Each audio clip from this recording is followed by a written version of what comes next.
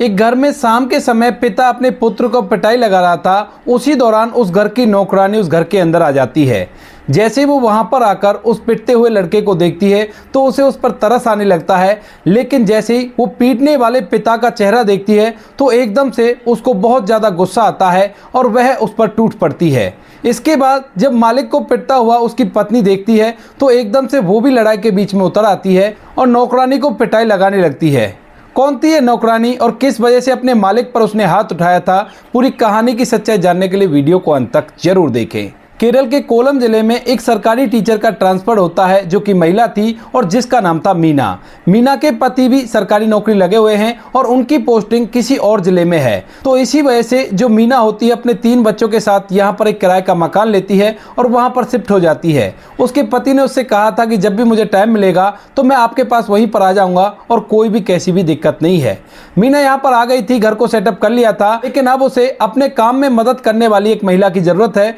क्योंकि वह तो ड्यूटी जाया करती है और बाद में उसके बच्चों के कपड़े वगैरह धोने के लिए, घर की साफ सफाई करने के लिए उसे एक नौकरानी चाहिए। वह इधर उधर पूछने लगती है और पूछने से उन्हें पता चलता है कि उनके घर से थोड़ी ही दूर एक महिला का घर है जिसका नाम उर्मिला है और उर्मिला इस तरह से काम किया करती है। इसके बाद जो वह टीचर होती है वह उर्मिला से इस बारे में बात करने लगती है। बातों के दौरान जो मीना है उसे काम धंधा समझा देती है और जो उर्मिला है वो भी कहने लगती है कि ठीक है मैडम, मैं आपका काम कर दूंगी और कम पैसे में कर दूंगी, लेकिन जिस सरकारी स्कूल में आपकी नौकरी लगी है उसी स्कूल के अंदर मेरे 2 बच्चे पढ़ा करते हैं, तो आप उन पर थोड़ा सा ध्यान दे लेना ताकि वो अच्छे से पढ़ सके। इसके बाद जो सरकारी टीचर मीना होती है वह उसकी इस बात के लिए तैयार हो जाती है और उर्मिला उसके घर में काम करने लगती है। अगले ही दिन उर्मिला जैसे उस टीचर महिला के घर में जाती है तो वहां पर उसके घर में एक 12 साल का लड़का लेटकर जमीन पर रो रहा था। उसे देखने के बाद उसे बड़ी हैरानी होती है, क्योंकि इस बच्चे के पास फटे पुराने मैले कुचले कपड़े थे और इसकी उम्र भी काफी थी,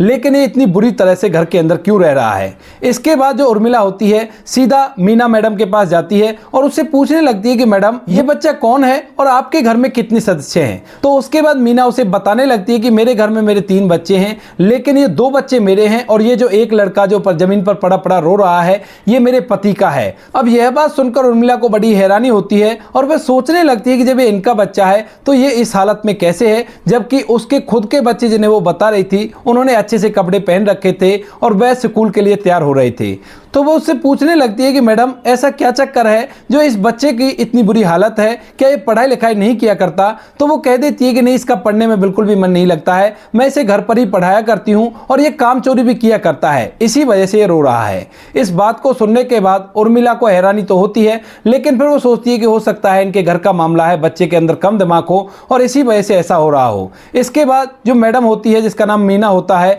वह अपने बच्चों को अच्छे से तैयार करती है और तैयार करने के बाद उन्हें स्कूल वैन में भेज देती है, क्योंकि उनका उसने प्राइवेट स्कूल में नाम लिखवा रखा था। थोड़ी देर बाद वह तैयार होकर खुद भी स्कूल के लिए चली जाती है और उर्मिला से कह देती है कि अच्छे से घर का काम कर देना और अपने घर चली जाना। इस बात को सुनकर उर्मिला भी हमेशा हिलाती है और मीना वहां से अपने स्कूल के लिए चली जाती है अपनी ड्यूटी को करने के लिए। अब जो उर्मिला है वो घर के काम में लग जाती है, लेकिन तभी वो देखती है कि जो बच्चा फर्श पर पड़ा पड़ा रो रहा था वह खड़ा होता है और खड़ा होने के बाद घर के कपड़ों को इकट्ठा करने लगता है। अब उर्मिला ये सब कुछ देखकर बड़ी हैरान है, क्योंकि उसकी माँ कह रही थी कि ये कामचोर है, लेकिन ये बच्चा तो माँ के जाते ही घर में काम करने लगा। तो वह उससे पूछती है कि बेटा तुम क्या कर रहे हो। तो वो कहता है कि आंटी मैं कपड़ों को इकट्ठा कर रहा हूं क्योंकि मुझे इसे धोना है, अगर मैं इन कपड़ों को नहीं धोऊंगा तो मेरी माँ आकर मुझ पर नाराज होगी और मुझ पर पिटाई भी लगाएगी। यह बात सुनकर उर्मिला को एकदम से धक्का सा लगता है, क्योंकि उसकी माँ उससे कामचोर कह रही थी और वह लड़का काम करने के लिए इतना आतुर था और उसे डर भी था कि अगर मैंने काम नहीं किया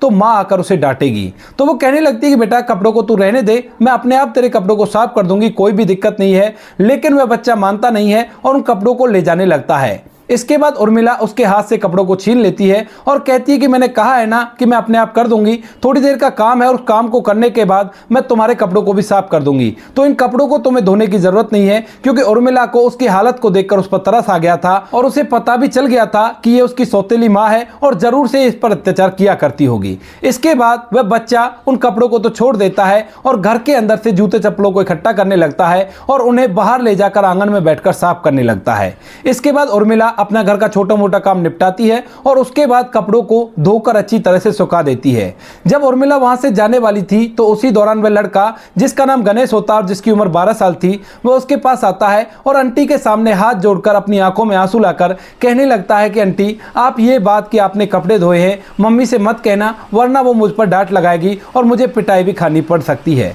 इस बात को सुनकर उर्मिला को उस पर और भी तरस आता है और वह उसके सिर पर हाथ फेरते हुए कहती है कि बेटा तू चिंता मत कर, मैं तेरी माँ से इस बारे में कुछ भी नहीं कहूंगी और मेरी वजह से तुम्हें कभी भी पिटाई खानी नहीं पड़ेगी। ऐसा कहकर उर्मिला वहां से चली जाती है और जैसे ही शाम के समय वो दोबारा से काम पर आती है शाम का काम करने के लिए, उसी दौरान वह देखती है कि वो बच्चा फिर से जमीन पर पड़ा पड़ा रो रहा है और बड़ी बुरी तरह से रो रहा है। इसके बाद आकर उर्मिला को उसकी हालत को देखकर बड़ा ही तरस आता है, लेकिन फिर वो सोचती है कि कोई बात नहीं, जो इसके भाग्य में है वही इसके साथ हो रहा है। मीना बाहर से आज समोसे पैक करवा कर लाई थी जो कि किचन में पैक हुए रखे थे, तो वह उर्मिला से लाने के लिए कहने लगती है और कहती है कि प्लेट में सेट करके उन्हें ले आओ। इसके बाद उर्मिला किचन के अंदर जाती है और प्लेटों के अंदर उन्हें परोसकर वहां पर उनके सामने रखी हुई टेबल पर रख देती है। मीना जो कि बैठकर स्कूल का कुछ काम कर रही थी, उसके बच्चे पढ़ाई कर रहे थे और इधर वह बच्चा जिसका नाम गणेश था वह भी अब चुप हो गया था और उसने भी अपने हाथ में किताब ले ली थी। वह भी एक कोने में बैठकर उस किताब में कुछ पढ़ने लग रहा था। और इसके बाद जब मीना और उसके दोनों बच्चे उन समोसों को खाते हैं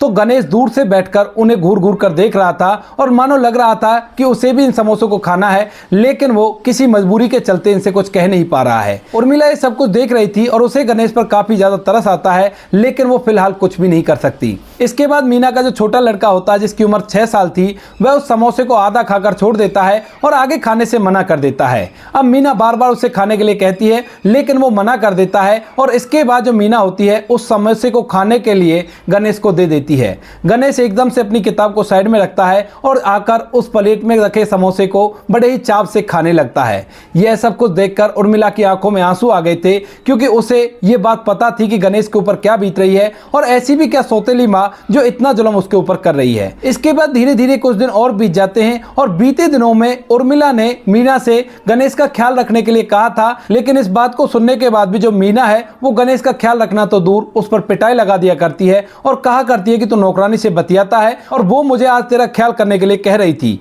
तो इसके बाद जो गणेश होता है एक दिन उर्मिला से कह देता है कि आंटी, आप मेरी माँ से मेरे बारे में कुछ भी बात मत किया करो, वरना वो मुझे पिटाई लगाती है। यहाँ तक कि उर्मिला को समझ में आ गया था कि इस बच्चे की जिंदगी बद से बदतर है और इसका कोई भी नहीं है इस दुनिया में। तो वह उसे पूछने लगती है कि बेटा ये बताओ कि तुम्हारे पापा कहाँ रहते हैं। तो वो बताता है कि पापा दूर नौकरी किया करते हैं। तो वो कहने लगती है कि जब मम्मी तेरे साथ ऐसा व्यवहार करती है तो तू अपने पिता से नहीं कहता। तो वो कहने लगता है कि आंटी मैं पिता से तो कहता हूं, लेकिन पिता भी मम्मी की बातों को सुनकर मुझ पर मार पिटाई लगा दिया करते हैं, तो इसी वजह से मैं चुपचाप रहता हूं। इस बात को सुनकर उर्मिला को बड़ा ही बुरा लगता है, लेकिन वो कर भी क्या सकती थी। धीरे धीरे करके 15 दिन बीत जाते हैं और 15 दिन बाद एक दिन शाम को जब उर्मिला उस घर के अंदर घुसती है तो वहां पर उस लड़के गणेश को उसका पिता बुरी तरह से पीट रहा था। जब उर्मिला गणेश को पिटता हुआ देखती है तो उसके अंदर की ममता जाग उठती है और उसे उस पर बहुत ज्यादा तरस आने लगता है। और जैसे वो उसके पिता को देखती है तो एकदम से उर्मिला को बहुत जोर से गुस्सा आने लगा है। इसके बाद उर्मिला एकदम से आव देखती है न ताव देखती है और फौरन से उस घर के मालिक पर, जिसका नाम रमेश था, उस पर टूट पड़ती है और उसमें पिटाई लगाने लगती है।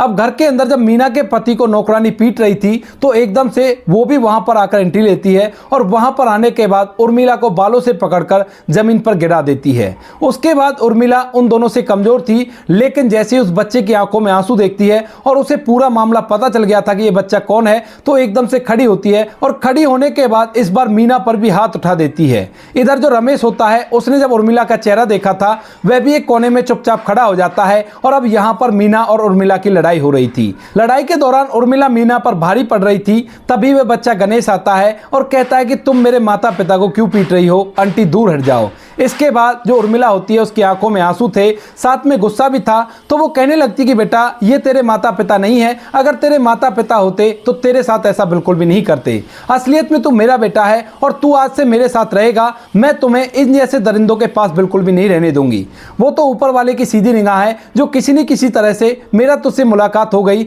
वरना तेरी जिंदगी तो पूरी तरह से बर्बाद कर देते। इस बात को सुनकर गणेश को कुछ भी समझ में नहीं आता है कि आखिर ये महिला क्या कह रही है और मैं इसका बेटा कैसे कैसे हुआ, लेकिन रमेश को ये सब कुछ पता था और वो वहीं पर खड़ा खड़ा बहुत कुछ सोच रहा था। इसके बाद मीना भी खड़ी होती है और कहने लगती है कि तू ये क्या कह रही है, ये तेरा बेटा कैसे हुआ। इसके बाद जो उर्मिला होती है वह रमेश की तरफ इशारा करती है और कहती है कि अपने पति से पूछो कि ये मेरा बेटा कैसे हुआ और मैं आज से इसे अपने साथ ले जा रही हूँ और तुम जैसे दरिंदों के पास इसे बिल्कुल भी नहीं रहने दूंगी। ऐसा कहकर उर्मिला गणेश का हाथ पकड़ती है और वहां से उसे लेकर अपने साथ चली जाती है। अब मीना के दिमाग में ढेर सारे सवाल हैं कि यह बच्चा इसका कैसे हुआ और क्या कहानी है इसके पीछे। तो उसके बाद जो मीना होती है वह अपने पति रमेश से इस बारे में पूछती है, तो वह उसे बताने लगता है कि मैंने तुम्हें बताया था ना कि मेरी पहले शादी हुई थी और उसी से ये बच्चा है, तो ये वो मेरी पहली वही पत्नी है जिसका नाम उर्मिला है। इसके बाद उर्मिला जब गणेश का हाथ पकड़कर उसे अपने घर की तरफ ले जा रही थी तो उसी दौरान गणेश बार बार हाथ छुड़ाने की कोशिश करता है और कहता है कि आंटी छोड़ो मुझे अपने मम्मी पापा के पास रहना है। लेकिन तभी जो उर्मिला होती है उसे पूरी सच्चाई के बारे में बताती है कि बेटा आज से इतने दिन पहले जब मेरा और तेरे पिता का तलाक हो गया था तो तू अपने पिता के पास रह गया था और जो तेरे पिता हैं वो मेरे पहले पति थे। उन्होंने ये कहा था कि मैं अपने बच्चे को अपने पास रखूंगा, तो इसी वजह से मैं तुम्हें उनके पास छोड़ आई थी। लेकिन मुझे नहीं पता था कि वो तुमसे प्यार नहीं किया करते हैं, वो तो केवल इस वजह से तुम्हें अपने पास रख रहे हैं ताकि बड़ा होकर ये प्रॉपर्टी का हकदार ना बन सके। इसके बाद गणेश के भी ये बात समझ में आ जाती है कि उसकी असली माँ यही है, तो इसके बाद वह चुपचाप उसके साथ चलने लगता है। घर जाने के बाद जब उर्मिला घर जाती है तो उसका पति जिसका नाम रमन होता है, जो कि सब्जियों का ठेला लगाया करता था, वह घर में बच्चों के साथ आराम से खेल रहा था। तो वहां जाने के बाद जब गणेश को वो देखता है तो वह अपनी पत्नी से पूछने लगता है कि ये कौन है। तो वह उसे पूरी कहानी बता देती है कि ये मेरा पहला बच्चा है जिसे उसके पिता ने ले लिया था, लेकिन वो लोग इसके ऊपर अत्याचार करते हैं और अब मैं इसे इनके साथ नहीं रहने दे सकती। उर्मिला बार बार उस बच्चे के बारे में अपने पति को बताती रहा करती थी,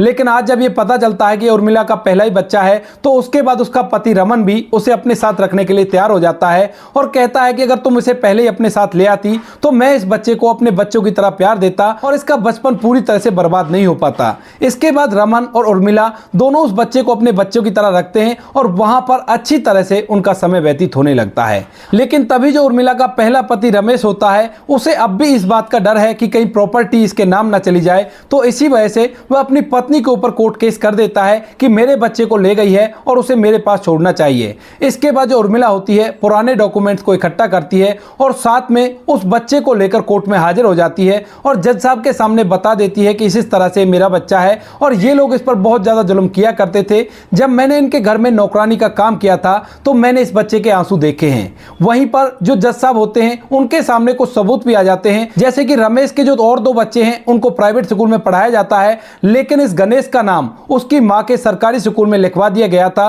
और इसे स्कूल भी जाने के लिए भेजा नहीं जाता था। उसे घर पर ही रहकर वो पढ़ाया करती थी और घर पर उससे सारा काम भी करवाया करती थी। जब गणेश से सभी बातें पूछी जाती हैं तो वह साफ साफ बता देता है कि मैं घर का पूरा काम किया करता था और जब भी मैं कभी काम नहीं करता था तो मां मुझे पिटाई लगाया करती थी और जब मैं इस बारे में अपने पिता से इस बात की शिकायत किया करता था तो पिताजी भी मां की बातों में आकर मुझे बुरी तरह से पीटा करते थे और मैं चुपचाप घर के अंदर ऐसे ही रहा करता था। खाने के लिए तो मुझे मिल जाता था, लेकिन ढेर सारी गालियां भी खाने को मिलती थी, जिन गालियों को खाकर मैं चुपचाप उस घर के अंदर पड़ा रहता हूं। जज साहब और कोर्ट के अंदर जितने भी लोग थे, जब इस 12 साल के मासूम से बच्चे की एक कहानी सुनते हैं, आप भी थी, तो सभी लोगों की आंखें नम हो जाती हैं और वह लोग फूट फूट कर रोने लगते हैं। जज साहब इस बात को सुनकर फैसला देते हैं कि बच्चा उर्मिला के पास रहेगा और रमेश को अपनी प्रॉपर्टी में से उस बच्चे के लिए हिस्सा देना होगा। जैसे ही बच्चा 18 साल का होगा तो वो उसका मालिक हो जाएगा। इसके बाद जो उर्मिला होती है वो गणेश को अपने बच्चों के साथ रखने लगती है और उर्मिला का पति रमन भी उसका अच्छे से ख्याल रखा करता है।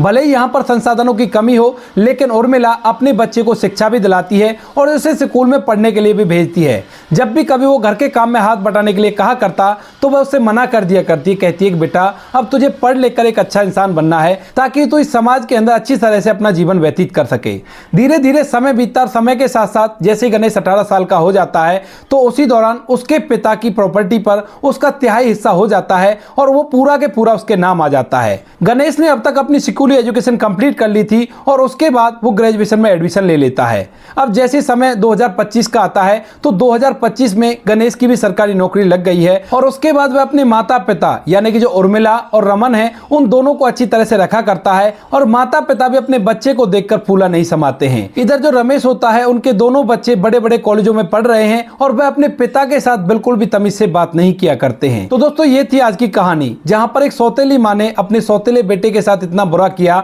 जो शायद ही कोई माँ इस संसार की कर सकती है। आप क्या कहना चाहते हो उर्मिला के बारे में, आप क्या कहना चाहते हो मीना के बारे में, आप क्या कहना चाहते हो गणेश के बारे में? आपकी जो भी राय कमेंट सेक्शन में लिख सकते हो, लोगों के साथ शेयर कर सकते हो। वीडियो अगर अच्छी लगी तो वीडियो को लाइक और चैनल को सब्सक्राइब जरूर करें ताकि हमें थोड़ा सा हौसला मिले आप लोगों के लिए ऐसे अच्छे वीडियो बनाने के लिए। इन कहानियों को सुनाने का उद्देश्य किसी को परेशान करना बिल्कुल भी नहीं है। यह कहानी आपको इसलिए सुनाई जाती है ताकि आप लोग इन कहानियों में से कुछ ना कुछ सीख सको और अपने जीवन में उस चीज को अप्लाई कर सको। मिलते हैं किसी नेक्स्ट वीडियो में नए टॉपिक के साथ, तब तक के लिए जय हिंद, जय भारत,